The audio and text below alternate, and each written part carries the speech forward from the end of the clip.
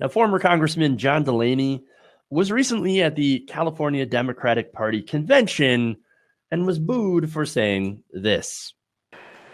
But we need, as Democrats, to build an economy that works. But it's got to be with smart policies.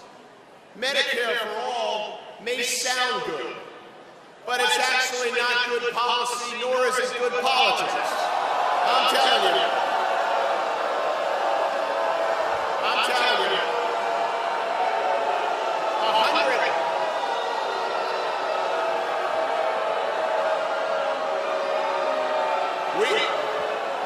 We should have universal health care.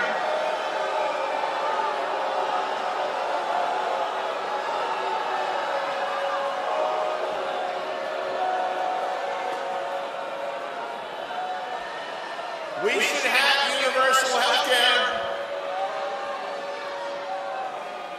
We should have universal health care.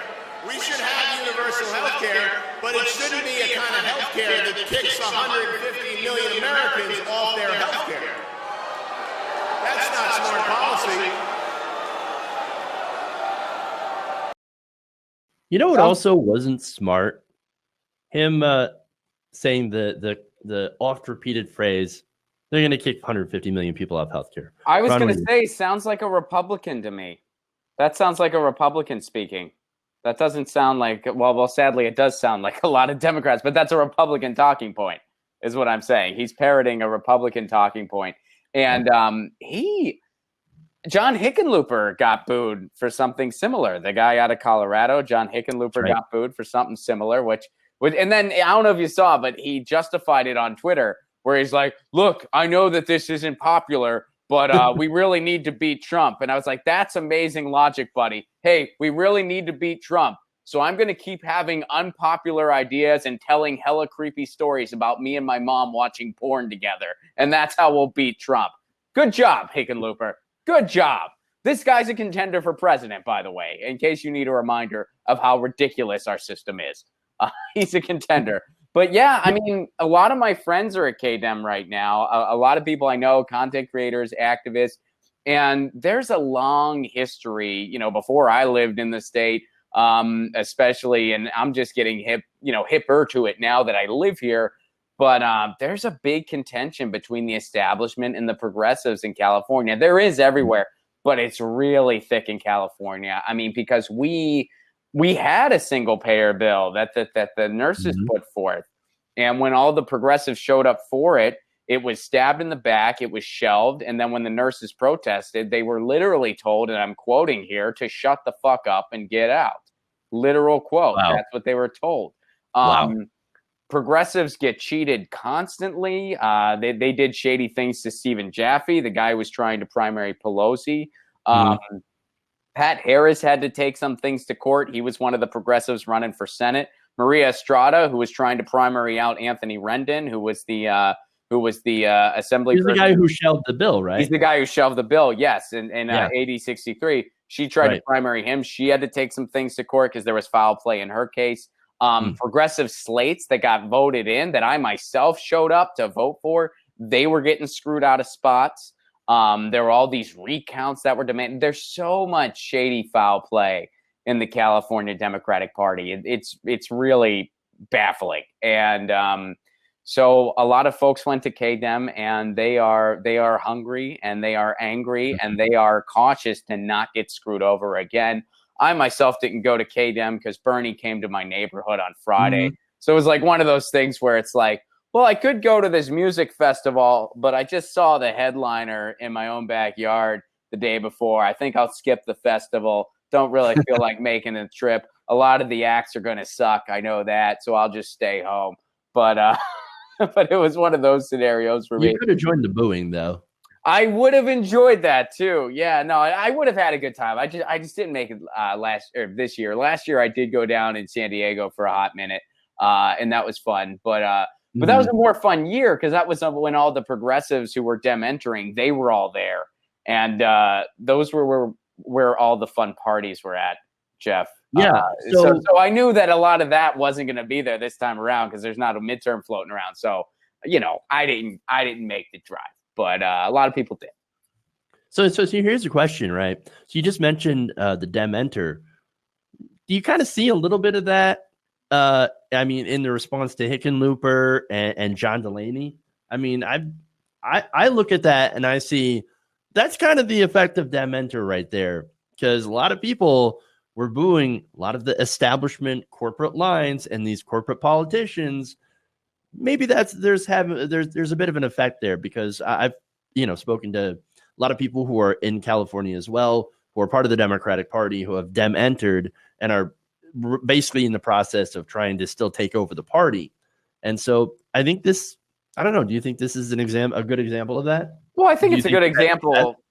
I think it's a good example of public opinion. I mean, there's a lot of people who have been, like just kind of working from within for a long, long time to try to take the party in a more progressive direction. And they've been screwed over for years and years. And I think that people are very engaged now. So they show up to this thing and then they hear stuff like this, which does not reflect popular opinion in the slightest. And Bernie Sanders got applause and a standing ovation for bringing up Medicare for all on Fox News, of all places. Fox News. Did you know that I think it was Kirsten Gillibrand was just on Fox News? See, you didn't hear about it because nobody got angry over it. Because it wasn't Bernie Sanders. Yeah. It might not have been Gillibrand. It might have been somebody else. Who can remember all these other Democrats with 25 people in the race? And counting. Well, but I mean, I don't even think I could name all of them. And I think I've did a segment on just about everybody, but I'm sure I would miss. I mean, like, you have to think of like the really obscure ones, like Bill de Blasio. Then like some of the people that are like, they're sort of on the cusp. We don't really know like where they're at right now, like Howard Schultz. And then the people who are just too cool to do events, like Joe Biden, like good old Joe. That guy. And you know why he's not doing events, Jeff? He's not doing events because I think his campaign already knows that he's incapable of raising his poll numbers. The more he talks, the less people like him. He has more baggage than the Atlantic airport, by the way. He's got a lot of baggage and it's only getting worse. I mean, did you hear that footage from him when he was talking about how he wanted a border fence in 2006, 2007? This guy's a train wreck and a half, so they don't want him going out because he's only going to make his situation worse. Remember the last time? Let me tell you a good example. Please. I know you've heard of this. Yeah. Right. And when he was with that, what is it? At an event, then this 10-year-old was like, something about her looks. I heard about that. You can probably enunciate it better than me. He said something like, "Oh, I bet you're just as smart as you are good looking," and it was hella creepy. And it's like, dude, what is your problem? But then you look at a horrible policy. I mean, the crime bill, Patriot Act, list goes on. And then you hear him making these speeches talking about how he was for a family. I mean, he sounded like Trump in the speech I'm referring to. He totally sounded like Donald Trump.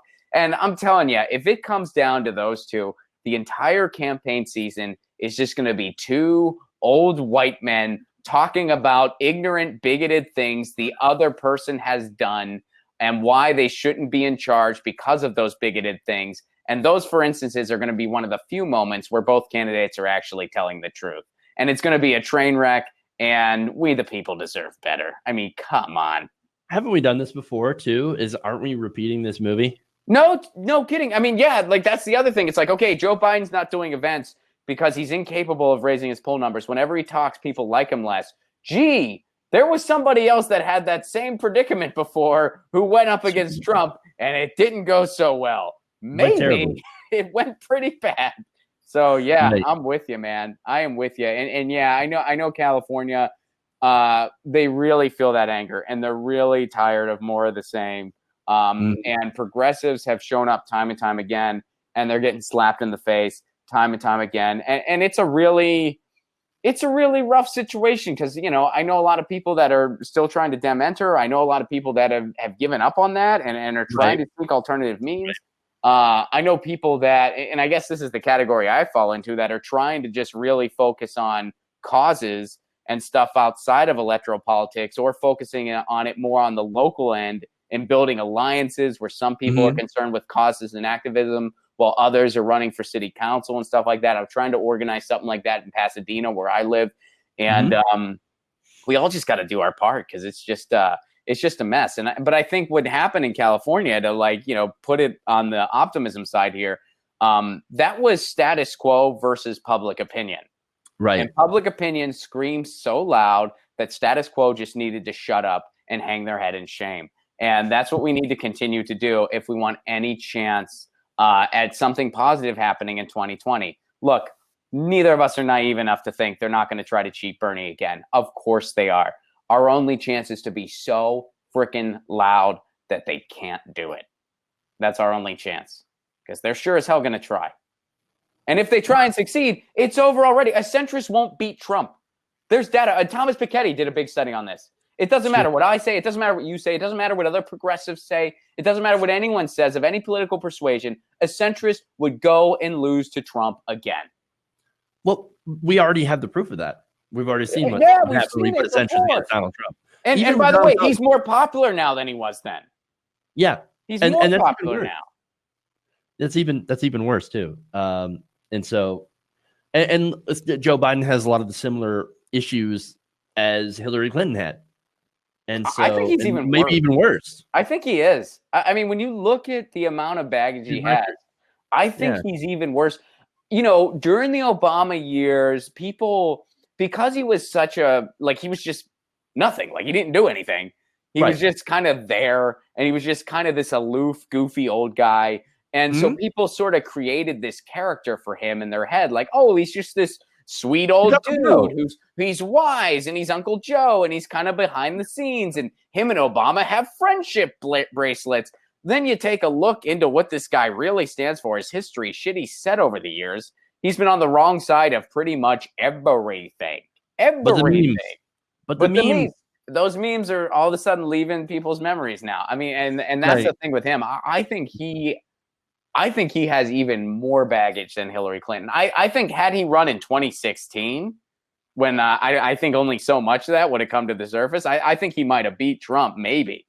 Because, you know, Hillary just had, you know, just all the baggage over the years, and then a failed campaign in 2008. But I think now, like that's more come out about him, and sort of that nostalgia about him has worn off. I think he's in an even worse place than she was, and I think he would lose bad. Well, I mean, Joe Biden has this uncanny ability to come out strong and then fade away fast. And so I don't know. I don't really see it being any different this time around, because now people are paying even more attention to the past, and now they're more than happy to bring it up and talking about it. And especially recent movements like Me Too does not help at all, considering his past treatment of Anita Hill and other cringy statements and things that he's done, as well as being, I think, a little too close for comfort for a lot of people. I mean, we are just living in my buddy Steve, who runs a show called Slow News Day. He always says, like, his big thing, he always says, we're living in a cartoon. We're living in a cartoon. We're literally, we are living in a parody of a parody of a parody. I mean, think of it. Bernie started his campaign to a huge space full of enthusiastic people in Brooklyn who were so stoked to hear his ideas and to see him back out there. Joe Biden started his at a dinner with a bunch of Comcast executives. I mean, they're not even trying to be subtle about it at this point. That's true. It's absolutely remarkable just how corrupt it is and how just in bed with special interests these candidates are. And you can just go down the list for each one of them. I mean, Hickenlooper, good example. Or I'm sorry, Delaney, he's actually worth about $232 million.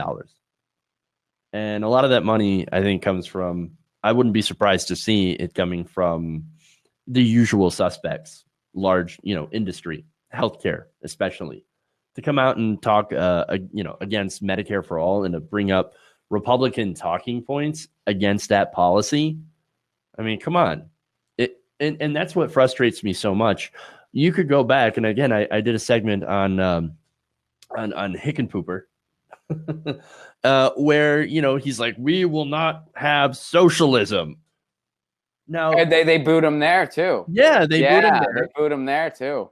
And Donald Trump basically said the same thing. He said exactly the same thing. You could take that quote and you could be like, who said it? Donald Trump or a Democrat? And most people would like, well, of course, Donald Trump. No, this was a Democratic politician invoking more old-timey Red Scare. So who is he trying to court? He's not trying to court the young progressive energy of the California Democratic Party. No, he's trying to court, I guess, the same guys that'll vote for Joe Biden. The donors, really. I mean, even, and that's something that we're really wary of here in California, because when we had our state bill, you know who was throwing the Republican talking points at it constantly? Dianne Feinstein. Yeah. She sounded like a Republican, and so many others have. I mean, even, and then you had Newsom, the governor, who told an 11-year-old, "Oh, we're doing all we can for climate change." Really, Gavin? We decided we couldn't build a high-speed rail from San Diego to San Francisco. We couldn't build a railway for a train to go there. We're the 5th largest economy in the fucking world. We can't get a train somehow. So, yeah, we're doing everything we can, though. We really are. Don't ask for a unicorn, young person. Well, you guys have to subsidize the red states, to be fair. Even still, man. I mean, it's like, we have the resources to do so much of this stuff. The entire country does. It's absolutely ridiculous. Mm-hmm. And we know this. And one, of course, Medicare for All, for example, would save money to $2 trillion, at least $2 trillion, according to the most conservative study put out there. Yes, a study funded by the Koch brothers. Found out it saved money. It saved money, and it wouldn't. And here's the thing that they always leave out of that conversation too. 150 or 138 million people would lose their insurance. No, they would actually be given better insurance, higher quality insurance with no deductibles, copays, or anything like that. What are you talking about? It's a clear lie, and it's back to where, Chelsea Clinton had said the same thing back in 2016. Yeah, she's not even sure about pot, by the way. She thinks pot needs to be studied more. Well, and hey, Jeff, if you don't mind me doing a quick callback, without the free and open internet, you're not going to hear many of these ideas. Exactly. Because the corporate media does not tell you this stuff. In fact, they do the opposite. They lie to you about this stuff constantly. They lie to you about Medicare for All. Jake Tapper does the mental gymnastics to not tell you the accurate truth about what Medicare for All would actually do. What would it actually do? Insure everybody. Give us even better benefits than other countries have, other industrialized countries that have a national system, and it would save us money. Hey guys, hopefully you enjoyed that free video. Now I'm gonna have to ask you a favor. Between the demonetization and the YouTube algorithm messing around with view counts, etc., we're having a hard time adjusting to the new YouTube reality, which is where you guys come in. See, we have a patreon.com/TYTNation set up to help us rely on you guys, the viewers, instead of big corporate ads. Look, you know the show. You know I'm not in favor of big corporations anyway. So help us transition away from relying on the ad model to pay the bills and sign up to be a patron, patreon.com/TYTNation. That goes a long way to help us keep the lights on, and you guys will know that you're supporting independent progressive media.